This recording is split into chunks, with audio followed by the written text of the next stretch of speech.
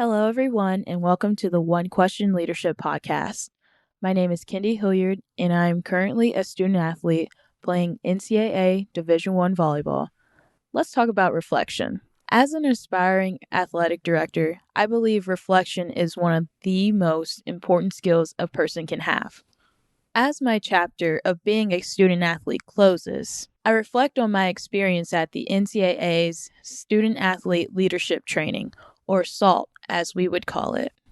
At SALT, I was able to uncover my core values as well as understand and develop my own leadership philosophy. I also brought some of what I learned back to my administration and my school's SAC. The activities assisted me as SAC president and as a current upperclassman in helping those around me realize that they could be and are leaders in their own right. What I've learned so far is that reflecting on the good and the bad experiences in your career help create a more dynamic leader and organization. Thank you for listening and enjoy the podcast.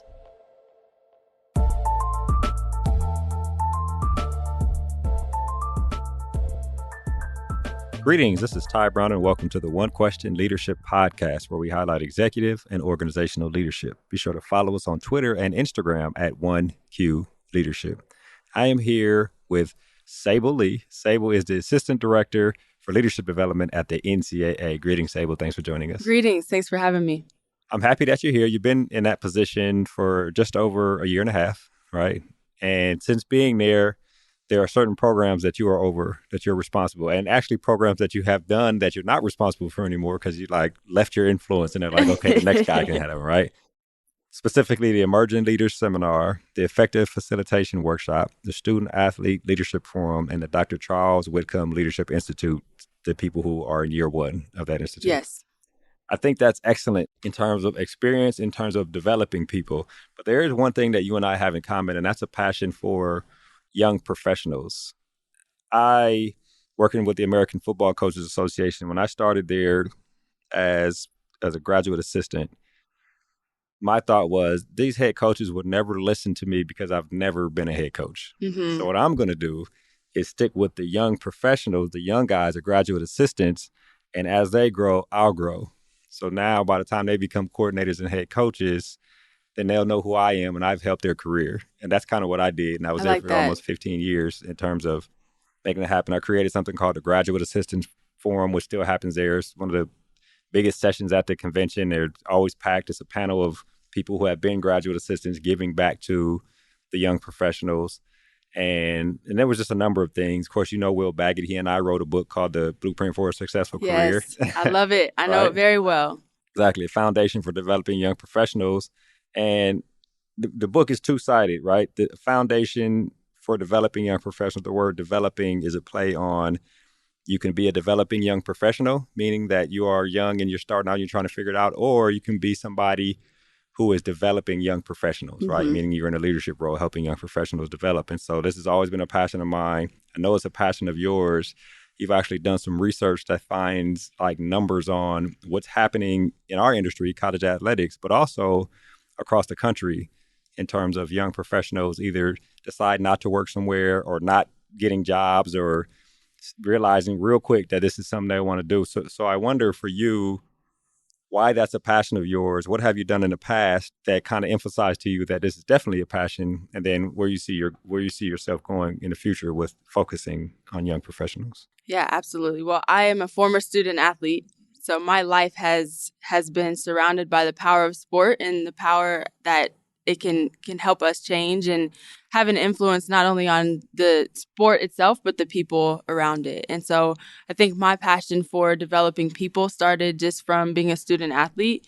And then I've had the opportunity to be a coach, administrator, and just really have different touch points around intercollegiate athletics. And I know why I'm passionate about it is because a lot of people have reached back and mentored me, developed me, challenged me, have had very crucial conversations with me, and now having the opportunity to do the same, I think it's an inevitable service, and I think that it's a service that we should all focus on. So I can remember at Texas Tech, I got there and I was in student athlete development and had everything on my job description, but I had a wonderful opportunity to fill a gap that the athletic department needed. And it was not my job description. It wasn't even in conversations when I was first hired on by Lamar Pottinger, but there was a need to develop young professionals. So graduate assistants, interns, and entry-level staff members, and there was a big gap. And so right now we're seeing in the past 50 years, it's gone from 3 generations in the workplace to 5 generations in the Yeah, which is workplace. crazy. It's crazy, right? And so when we think about it, back then, that was 2018, 25% of the athletic department were young professionals. So there was this need to develop them. So I started a group called the Young Professional Development Program, where it did not just focus on connecting young professionals, doing community events, or helping with onboarding efforts and pairing people with buddies per se, but we had a pretty robust developmental program we took everyone through either strengths finders or DISC assessments, but also helped with the career exploration and career development side of things. And that sparked my interest in not only mentoring, but creating systems and developmental programs for young professionals. And so, as you mentioned earlier, I'm the program administrator for the Emerging Leader Seminar. And it's what I was able to do at Texas Tech, but on a much larger scale across many, many different industries within college athletics. But just the blessing that I have to do that alongside the Dee Merritts and the Lamar Pottingers and everyone on our team, just to be able to transform lives and be significant. So we throw this word impact around a lot, but we want to create significant memories, significant opportunities, and significant development within our programs. And so specifically with young professionals, really passionate about researching, like you mentioned, statistics of why certain generations prefer certain things, which is frustrating to some people that are older than even myself. Right.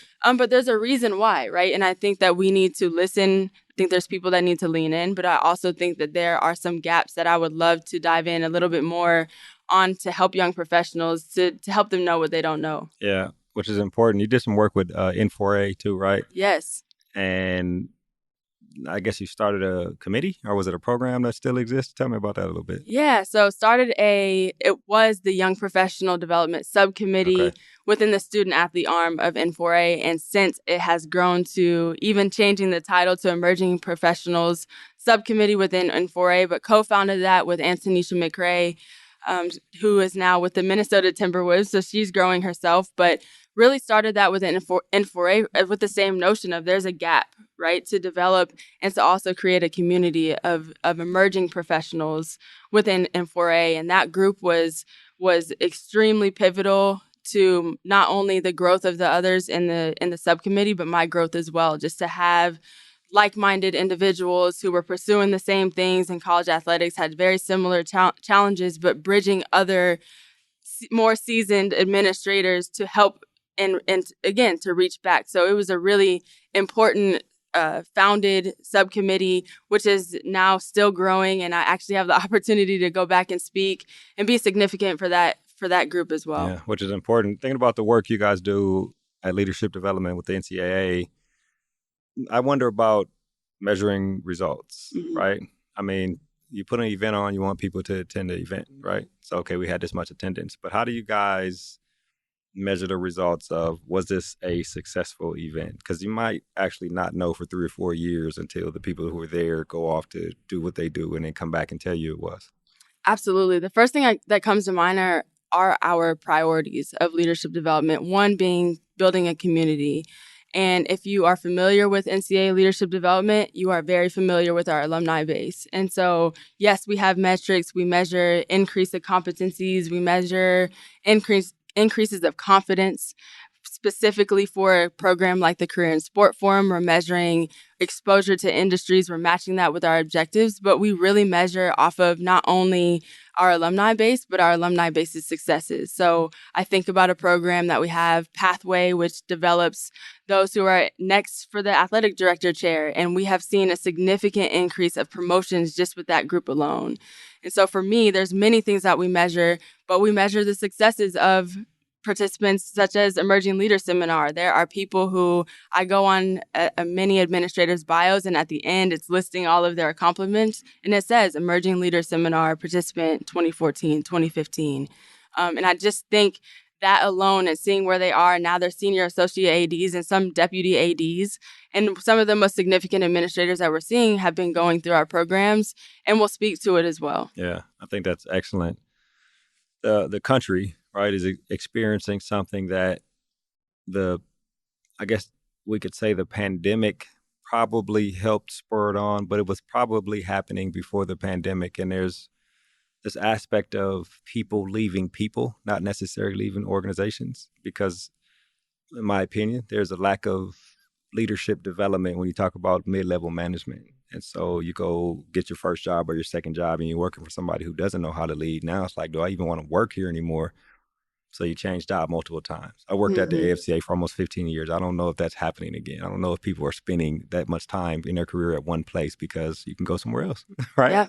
Yeah. So I wonder about that in terms of young professionals now that we are post-pandemic and how that's affecting what we see around the country. Yeah, absolutely. And I appreciate you articulating it around the country and not just specific to college athletics, because I do think there are many trends or many directions that we're seeing within young professionals and administration within college athletics that is specific to college athletics, but a lot of this is a global issue. So 65% of the U.S. workforce, according to Gallup, is not engaged at work. Right. So when we think about how significant that is, more times than not, what we're seeing, and we see these terms of quiet quitting or what, but really it is engagement. And so when we think about young professionals, what does it mean to millennials or Gen Zers or whatever it may have you to be engaged? And so what we're seeing, I'm coming off of reading The Remix, which is a great book that talks about multi-generational workplaces. But what we're seeing is there is a communication gap of understanding of what is important. What does engagement mean? What are priorities? What is really important? And I think there has to be a level of acceptance on both ends and starting to communicate, right? So I know that Google has done a study, and they have the 20% rule. So 20% of each person's job can be a passion project or something that they care about that might not be directly related to their job description, but they found that keeps employees more engaged. And so I always am encouraging young professionals, what are you doing outside of work? What do you like to do? My example of the YPD program had nothing to do. Staff development was not in my job description, but I had a mentor and a supervisor who accepted that was a passion of mine. So I think it's a two-way street, but I also think we need to acknowledge and to realize there's a responsibility to understand what we like and what we are passionate about and pursue that and figure out a way to fit that within what we do every single day at our work, and making sure that it's aligning for the betterment of the athletic department or conference office or national office or wherever you are. So it takes work, it takes time, but I think most importantly, it takes communication and then acceptance and support with that. And I think that will help keep, again, from a global standpoint, people more engaged in work. COVID really, to your point, I think increased the timeline of where we were going inevitably. But again, to my point, there's 5 different workplace generations, right? And so from baby boomers, there was completely different necessities and needs when in the 80s when things were being solidified and they had an opportunity to create all these systems. And now we're just seeing a lot of different facets of generations' needs, lack of understanding, and gaps that I think we need to pay attention to and lean in a little bit more. Yeah, it's tough thinking about a couple things. You said it a couple times in different ways, but there are generations that are older than me, generations that are older than you, who were trained a certain way and stuck in their ways, right? Yep. And so you get a young professional coming in who's excited about the job, but also has these side things, right, that allow them that at some point they can figure out the synergy between their side things and how it can work with the job. But at this point, they're excited about the job, but they also want to do this 20%. They're getting advised to do this 20% of something else, which keeps them engaged. You might have some people who are like, no, that's not what we're paying you for, right? Mm-hmm. We're paying you to do this thing. So that's a question for people who either going into an interview or thinking about starting another job. Do you bring that up? Or if you're already somewhere and you receive this advice and you work for someone who may not celebrate that type of mindset, like, how do you handle that? What are you supposed to do? Yeah, a couple things come to mind. One, again, I really am a true believer in everything is information. All of the answers that you get, whether you like it, whether you don't, it is information. So if you are in a place where you propose a 20% or a passion project and it's accepted, great. But if you're not, are you a part of something like M4A where you can start something that's a passion project of yours on the side, but you have to accept and understand that that is something on the side, right? And that is where you choose to put your time, and it is extremely beneficial. I'll raise my hand, and I'm an example of just understanding, okay, I might not be able to do this. This might not be possible at work, but I really am passionate about giving back to this association or organization or whatever it may have you.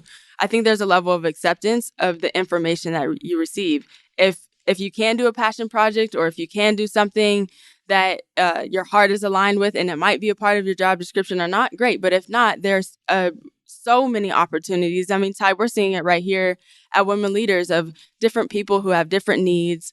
I'm happy to help you out on certain things that align with my passions and values that I have in my life right now as well. So I just think it's a mindset of everything is information. If you get an answer that you didn't typically, want to accept, I think accept it, but then move on and broaden your perspective of the other opportunities that you have at store. When do you suggest that someone consider this may not be the place for me? Yeah. Right? In terms of if somebody is not allowing you to do the things you want to do. I mean, like you mentioned, look, bloom where you're planning, do the job you are hired to do at a high level. Right? Absolutely. And you may be doing that, but they are not creative, or it's an environment where people just don't see the value in you having your creative projects. They can't see how that will help the organization to flourish. Yeah. When do you consider leaving? I mean, I guess everybody is their own individual and things are different, but what kind of advice would you give somebody who's in a young professional role? Yeah, I definitely think it's very situational, because I have been in a role where I have the majority of the things on my job description I could do and I could do well, but I don't necessarily enjoy doing it. And once I realized that, I said, the time might not be now, and I'm going to put my head down and do these things and do it really well because I can. And I'm very grateful that I have the ability to do that. But if an opportunity comes where a lot of the things on the job description are things that I more so enjoy, and it fits in with the values of compensation or balance or whatever my personal priorities are, then I'll learn more about it. That doesn't mean I would say to pursue it and say check the box. Yep, I'm going, but it's a scale for me to look at a job, which is why I'm in the job I am now. I love doing what we do. I don't enjoy everything that I have to do, but majority of the things that I get to do, I really enjoy, and I'm really good at it. Right. And I think the more and more you advance in your career, the more privilege you have to look at jobs and to say, okay, and measure that out. But I don't think it has to be on such an expedited timeline. It's just, again, information. Okay, I'm in a role right now where I'm doing things really well, and there's still growth opportunities, not necessarily the things that I enjoy. I'm doing a lot of things on the side, but I would love to do more at work. Okay, and then I'm going to see this next year out, and then I know what type of measurement, or I know what type of job description I'm looking for next. Because I think what happens is it's starting to feel like, with people that I talk to, there's black and white. So it's either I am in a perfect place and everything has to be matched up to everything that I want and need, or I'm out. Where there's so much gray. And if you open your eyes and you have a perspective of all the opportunities that are at your fingertips, even if some things that you've asked for aren't being given or passed your way, there are so many other things that you're still learning at the same time. So I use the analogy of a table. If there's 20 plates on a table and four out of 20 of those are something that I'm not enjoying or I'm not satisfied with, you cannot discount the 16 things that you have going well. And I think that's what's going on right now, is we're focusing so much on the 4 plates of the bad things and the things that we can be so criticized, and sometimes rightfully so, that I don't think that we're appreciating or putting focus and really diving into the other 16 things that are really awesome, such an opportunity within collegiate athletics or at your institution. So I really try to advise with a balance. But if a place, and I've been there before, if a place and I'm somewhere where it is impacting my mental health, I don't feel a sense of belonging, I have taken a step back in my career where it resulted in I didn't have a job. And I took a step back, I reset, but I also accepted what that decision came with, right? So I went back home, I reset, and I was blessed to have an opportunity to get on the administration side of collegiate athletics. So again, information, acceptance, but still opening your eyes and going forth to the opportunities and resources that we have at our fingertips. Right, which is important. Thinking about your 20% passion thing. I know you have a podcast, right? I do. We do. Tell me a little bit about the podcast. And I imagine, and I may be wrong, you'll correct me, this is one of those things, an outlet that you use to stay engaged with things that you're passionate about. Yes. And thank you for bringing that up. It is called Start Her 5. It is one of my most favorite things I've ever been a part of. Myself, and those are my sisters now. Those are my best friends. Myself and 4 other amazing Black women in sport started a podcast just to create a space for Black women in sport, but also people who wanted to support and be allies of Black women in sport. And so we don't just talk about sports. We don't just talk about collegiate athletics. Quite frankly, we talk everything under the surface and beneath the iceberg. So you might see our titles, you might see our institutions and maybe our successes and everything, but everything else under the iceberg we touch on. So whether that is our identities, the different problems within the Black community.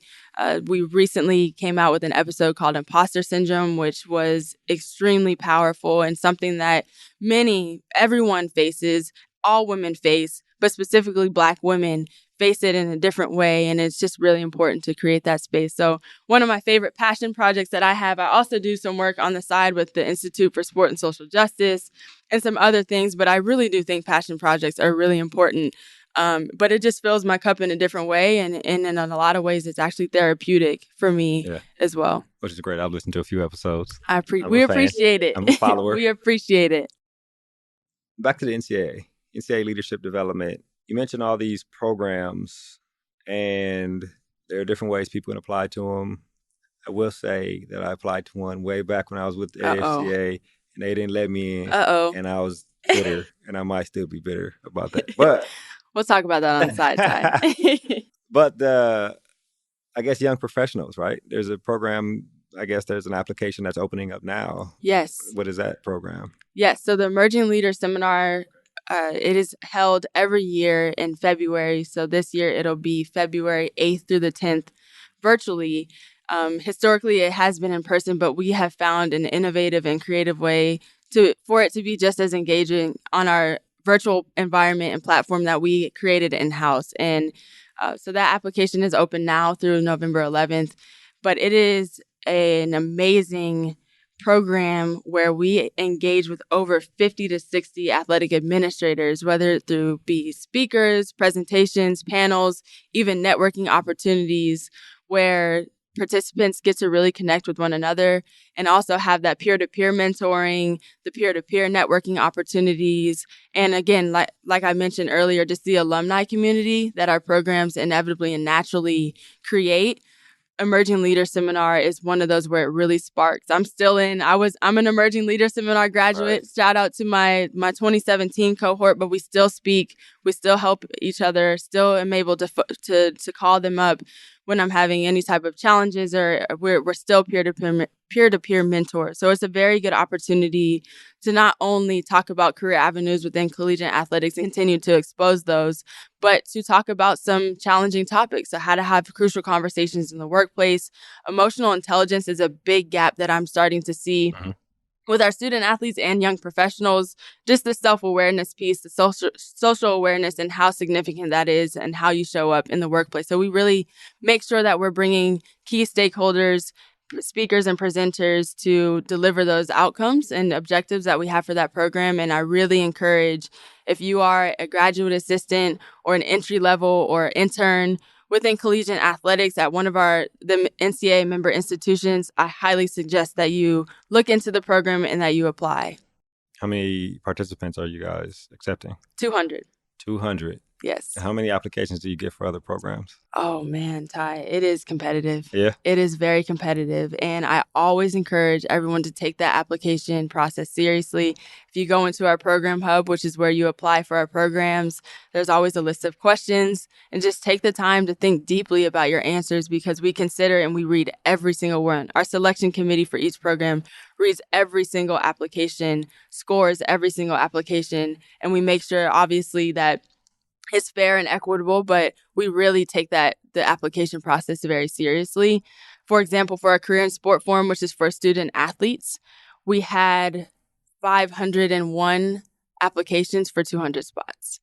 And it is very competitive. So I'm always encouraging people to apply and apply again if they're eligible, and take the application process seriously. But it just shows on how needed and how much of a need it is for collegiate athletics to develop our young professionals. What are you looking for in like the selection process? Because I was on the selection process for the first career in sports forum 1,000 years ago. Wow. And I had a super big notebook back when Curtis Holloman was running things. And they send you this notebook and it would come to you and the pages were falling out and you got to go through and read 1,000 different resumes and select the people and whatever the criteria was. So I wonder about the selection process now for the programs, not necessarily the emerging leaders program, but just in general, how do you guys decide? In general, we're looking for individuals who are taking their personal development very seriously.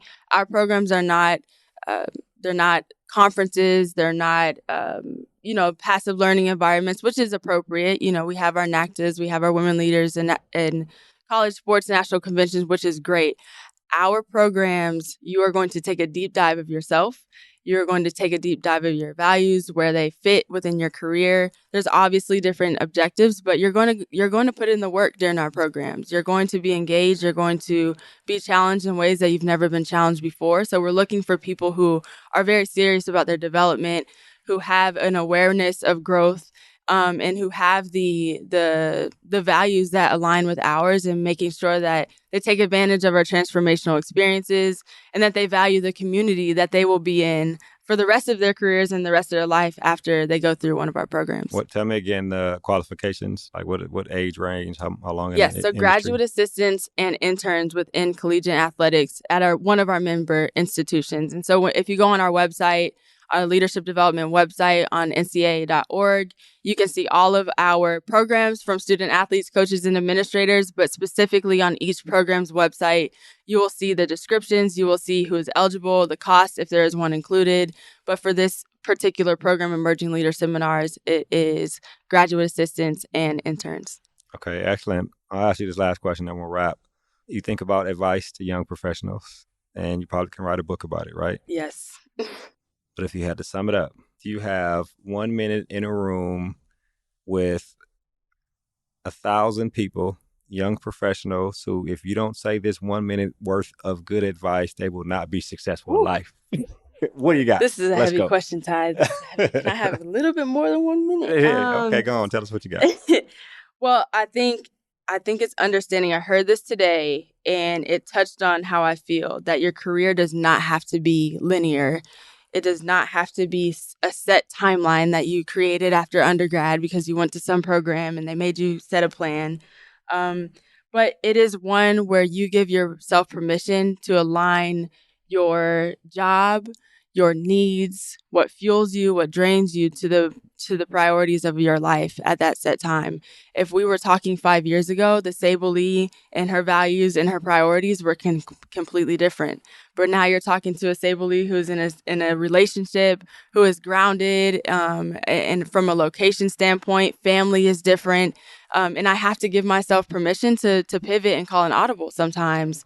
And also knowing that what you don't know, right? I know a lot about a little. And so what I would say is just being humble, also being confident, but understanding what you don't know and giving yourself permission to pivot if you learn something new, to pivot if you realize that, hey, man, maybe this industry isn't for me, or maybe this department isn't for me. The only person that you're answering to is yourself. And, I can remember a time when I was coaching, and I probably should have left coaching sooner than I did. I stayed a little bit longer because I was in a situation, and I can remember my biggest worry was, what are others going to think? What are my mentors going to think that have invested in me as a coach? The ones that have invited me to all the camps. I was so afraid of disappointing them. I was so afraid of disappointing and what others' opinions are. But Ty, none of those people that I was afraid of their opinions are in my office at the NCAA now, right? They are not walking into the building in Indy with me. They weren't with me at all of my other stops. I am with me. I am with the decisions that I make. I am with my priorities. My priorities are my family, my dog, my partner, right? Stability, and making sure that I'm around people like Dee, Lamar, and our entire team. And that the only person that matters to me is myself. And I just want people to know to give yourself permission to stay, even if that job description looks really good and it's just in your heart to stay at this institution, stay. If it's in your heart to make a career pivot and it's really what you want, and your parents and whomever is pressuring you, they're not going to be in the office with you. They're not going to be at home with you. It's going to be you. So I would just tell people to understand what they don't know, to give themselves permission to do what they want to do and be honest with that, and then pursue whatever that is very boldly and just go after it. There's a lot more, and you're right. I could write a book, but that is what I have learned, and I am so happy. I feel so free. I feel so grateful, even when there's days where I'm frustrated. My job is not perfect, but I still have so much more energy to pursue what I get to do, and it's mine. Right. And I don't need anyone else to understand it. It's great to have support, which I do. It's great to have mentors, which I do. And a lot of those mentors that I was afraid of losing, they're still in my back pocket, even though I'm not in coaching. So yeah, I appreciate that question. Yeah, right there with you. Well, Sable, this has been an excellent conversation. It sounds to me like Dee and Lamar are probably happy to have you on staff. It sounds to me like the people who come through the program specifically that you're responsible for get a great experience that they can take with them and go off and become great or continue to be great leaders. And it also sounds to me that the young professionals that are coming up now and in the future are probably in great hands with people like you doing the things you do within our industry. So I appreciate you joining us. Appreciate the time, Ty. Appreciate it. Yes, ma'am. That was Sable Lee. Sable Lee is the Assistant Director for Leadership Development at the NCAA. And of course, I am Ty Brown with one question. And keep in mind, the role of a leader is to create and maintain an environment that people want to be a part of. And as always, be better tomorrow than you are today.